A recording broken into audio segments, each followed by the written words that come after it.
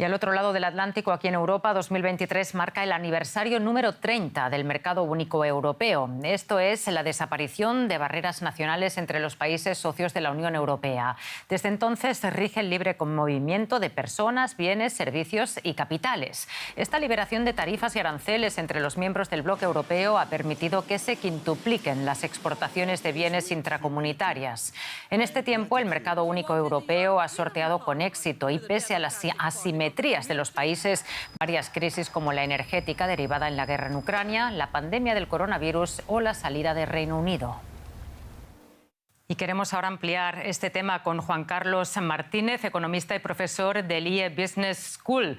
Juan Carlos, muchísimas gracias por acompañarnos.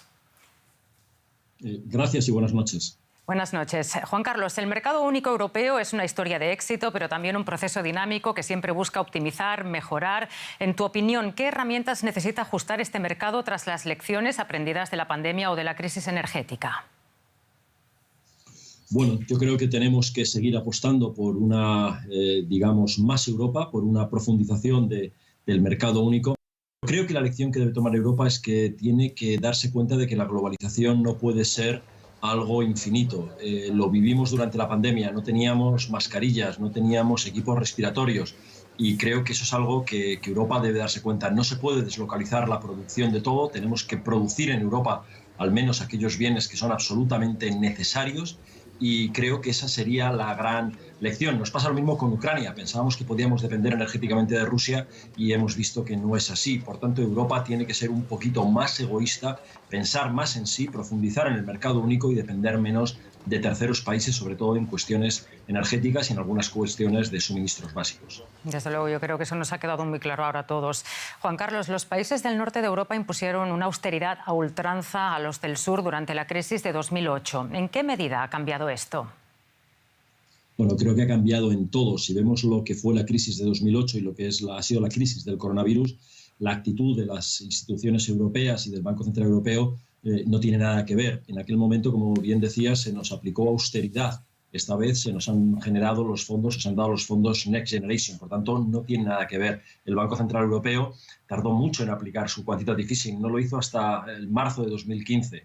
En esta ocasión tardó una semana en empezar a lanzar su fondo pandémico, imprimiendo dinero y facilitando que no faltase la liquidez en Europa. Por tanto, creo que hemos aprendido de la crisis anterior, de los errores que se cometieron y esta vez hemos hecho que esta crisis sea de alguna manera más llevadera, al menos desde el punto de vista económico.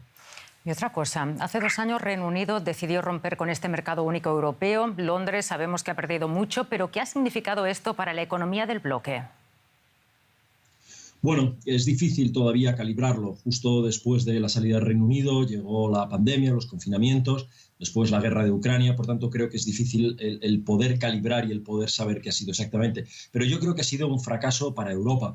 El que un país como el Reino Unido, a pesar de las reticencias que parte de su población siempre tuvo al proyecto europeo, haya abandonado el proyecto europeo es una mala señal. Lo mismo que el crecimiento de digamos, partidos y movimientos antieuropeístas dentro. Por tanto, creo que Europa debe plantear o replantearse cómo podemos conseguir ser más Europa, integrar más a los ciudadanos de Europa y no que haya partidos, movimientos o países que abandonen ese proyecto europeo.